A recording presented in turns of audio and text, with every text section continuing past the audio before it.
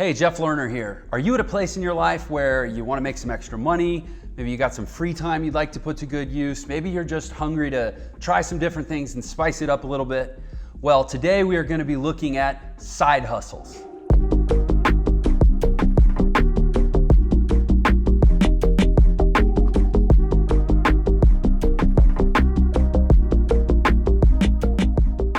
Okay, so the big, probably obvious thing about side hustles nowadays is that the internet is the thing that drives and makes most of these side hustle type things possible. But we're gonna be digging into the different types of side hustles and things that the internet does make possible and looking at how they can really create some very, very cool possibilities for your life. So the first thing to understand in looking at side hustles is this thing that they call the gig economy. You might have heard of that term, but basically over the last couple decades, the economy in Western industrialized countries has sort of interestingly fragmented, and the whole economic model has changed. It used to be that you get a job at one place, you work your whole life, and the goal was to retire with a pension or benefits or maybe a 401k. And there was just sort of this assumption that you were gonna sign up for life with your employer. Now, the average term of employment, even employment that's traditional employment or that's sort of presented as potentially long-term employment, the average term is like 2 years. I think it's about 20 months now. So it's obvious that the relationship between companies and employees has changed, and that nowadays a lot more the market is moving towards temporary work, seasonal work, basically work where you as an employee, you're not as guaranteed or assured of a future. So on the flip side, you want to, frankly, even if you're not looking to make extra money, you just probably want to understand this economy and the way the world's going, because you might need it. It might be that you need a side hustle because you just need a hustle at all because you lose your job, right? You might not realize this, but out of, I think there are 330 million Americans now, 55 million, so over 15%, about 1 out of every 6 Americans participates in the gig economy. So that should show you how big this is. And the gig economy is basically any sort of work that's where you're taking it on like a project basis, a contract basis, but there's no permanent or implied extended term of employment. So things like, if you've ever seen a site called Fiverr, that's probably the one that most people know, and that's Fiverr with 2 R's, Fiverr.com. Like, you can go on Fiverr and you can say, I will take a picture of myself, kissing a farm animal with lipstick on, and sell that for $5. Like, it's insane the number of things that you can get paid to do on Fiverr. Now, obviously, most of these are like things that actual businesses or actual people that do something for profit might be looking for as a service. So you've got lots of like web designers, you've got lots of photographers, videographers, video editors, audio people, a lot of technical skills. But honestly, a lot of it is pretty crazy stuff. I mean, arts and crafts, and I will come to your house and bake a cake for $10 if you live in the Dallas, Texas area. I mean, it's pretty crazy what you can find and what you can do. There's also sites called Upwork. Again, a lot of more technical stuff. A lot, like if you're a writer, what you do is you think back to when you were in school and like, what was I good at? If you were good at math, I will balance your checkbook. I will do your taxes. I will fill out your tax return. I will, get you caught up on all your past due invoicing of your business. If you were good at English, I will write all your Christmas cards. These are maybe some kind of silly examples, but like literally, one of the things about the silly examples is there's a saying on the internet, you get rich in the niche. Like, if you go try to do the same thing that everybody else is doing, like, I will make you a 30-second intro for your YouTube videos, you've immediately got 1,000 people that are all competing with you. A lot of times in different countries where they have different economics and different currencies, and they might be willing to work for prices that you're not willing to work for. So sometimes the more quirky and niche-y and esoteric the thing it is, the better it is, because you're less likely to have competition. But anyway, so sites like Upwork, sites like Guru, sites like Fiverr, get creative, mine your past for these hidden talents and things you can exploit, and go get a gig. Okay, so the next thing to understand for side hustle purposes is a different sector of the economy. It's related, but this is what they call the sharing economy. So this is where literally you get paid to share your stuff, right? Like remember in kindergarten, they said, you know, little Timmy, you need to learn to share. Well, little did little Timmy know that he was actually getting a future business lesson about how he was going to be able to generate extra income with a side hustle. So a lot of us are familiar with sites like Airbnb, for example. That's probably either Airbnb or like maybe Uber and Lyft. So Airbnb basically says you have a house, you might not be there all the time.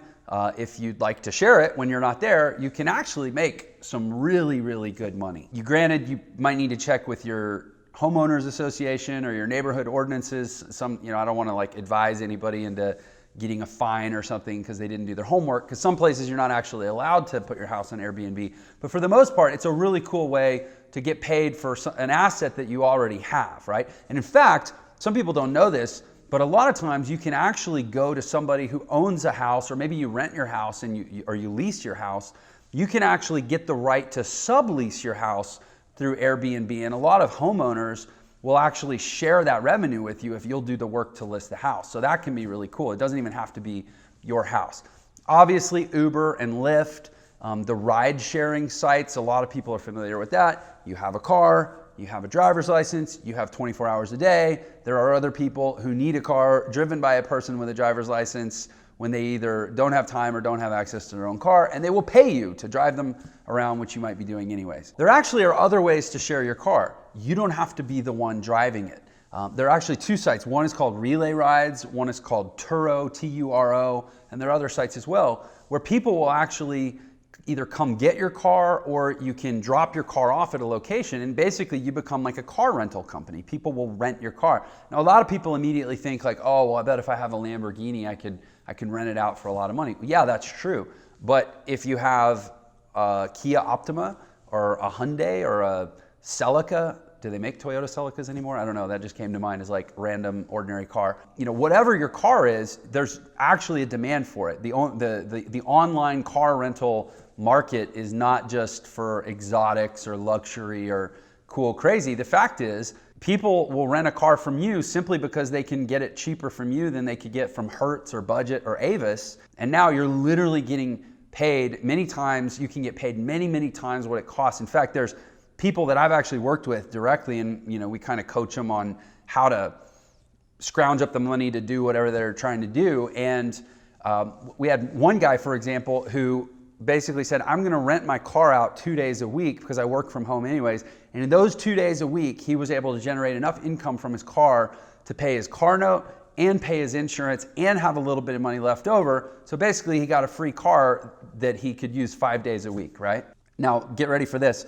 There's a site called dogvacay.com where basically if you like pets and you don't mind taking care of them, you can essentially rent your willingness and love of taking care of pets to people who might need to leave, go on vacation, travel for business, and they would rather leave their pet with a dedicated, loving pet lover than board them at a kennel, right? Or, park them at the vet's office or whatever you do. I don't know. I don't park my dog ever. So, but anyway, there's a site called Dog Vacay where like you can find, sweet home with 2 poodles looking for a collie to play with for 3 days. And for like a few bucks, you get a place for your collie to hang out.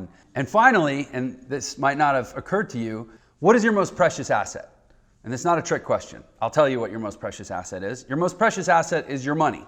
Money, because literally that's what precious is. It's money, right? So you can actually get paid for sharing your money. How cool is that? Have you ever heard of Lending Club? So Lending Club is a place where people can go to get loans to grow their business or to invest and build their widget or invent their thing, and you get to do what banks do. And essentially, you don't have to have millions of dollars. You don't have to have a charter with the Federal Reserve. You don't have to have private equity pool, and you don't have to be an accredited investor. You can literally take your $1,000, put it into the club, into the pool of money, and Lending Club will loan it out for you, and you can earn significantly better rates than you could earn through a savings account. And meanwhile, entrepreneurs and business owners, get access to loans that they wouldn't otherwise be able to get through banks. And Lending Club actually guarantees it all so that you don't have to worry about, losing your money. It's not an investment. It's literally just getting paid to share your money. Super cool. And then the final thing that I want to talk about with side hustles is actual internet-based businesses.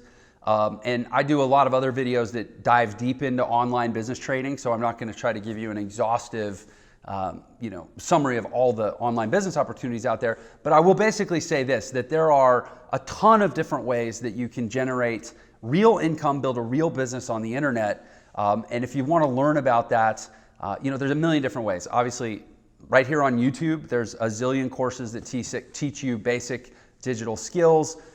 There's places like lynda.com, udemy.com, allison.com. I can put some of these links in the description below where you can go actually, you might spend a few bucks and take, specific courses on specific things that you can do online. There's sites like Digital Marketer where they kind of focus more on the digital marketing skills that you can actually sell to businesses and get paid, like even get contracts. That kind of flirts the line between an internet business and like gig economy type stuff. I have a company called Entre Institute where we teach this stuff. There's a ton of really incredible, powerful internet-based business models that you can use. Okay, cool. So listen, I teach about a ton of this stuff. I am super passionate about helping people, get creative and leverage the tools that are out there to live really whatever life you want. However you define your awesome life, my passion is to help you live it. So if you like to hear more content about that, you'd like to learn more about what's out there, make sure to subscribe to my channel and make sure you click the bell so that you get notified whenever I post a new video. I post new videos almost every day, and we're always talking about what's out there that can help you live a more awesome life, okay? Thanks a lot. I'll see you on the next video.